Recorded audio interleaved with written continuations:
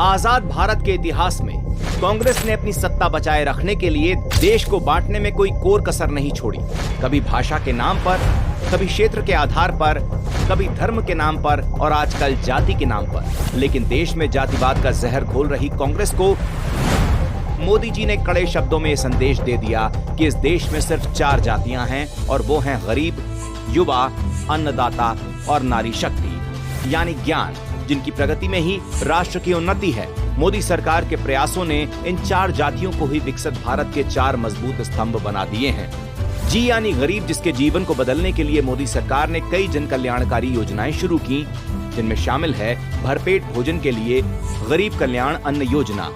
मुफ्त इलाज के लिए आयुष्मान योजना, पक्के घर के लिए आवास योजना, आत्मनिर्भरता के लिए स्वनिधि योजना और सुरक्षित वृद्धावस्था के लिए अटल पेंशन योजना। वाई यानी युवा, जिनके स्वर्णिम भविष्य के लिए मोदी सरकार के प्रयासों में शामिल है आत्मनिर्भर भारत स्वरोजगार योजना, नए आइडियाज को मौका देने के लिए स्टार्टअप योजना, इंटरनेशनल लेवल की स्किल्स को बढ़ाने के लिए कौशल विकास योजना, ग्लोबल मार्केट का अनुभव लेने के लिए मेक इन इंडिया योजना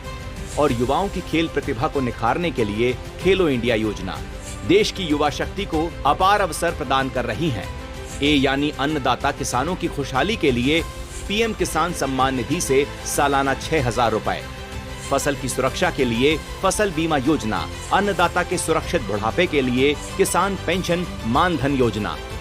सॉइल हेल्थ कार्ड से मिट्टी की सुरक्षा और नीम कोटेड यूरिया से केमिकल से रक्षा, ग्लोबल मार्केट से जुड़ने एवं फसल के सही दाम के लिए ई नाम जैसे डिजिटल प्लेटफॉर्म से जुड़कर अन्नदाता की पैदावार और कमाई दोनों बढ़ रही हैं। एन यानी नारी शक्ति,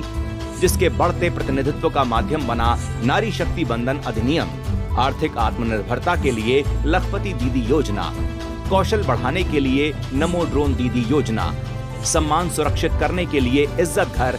चूल्हे के धुएं से आजादी के लिए उज्ज्वला योजना, मीलों पैदल चलने की कठिनाई से बचाने के लिए नल जल योजना और माताओं के अच्छे स्वास्थ्य के लिए मातृ वंदना योजना।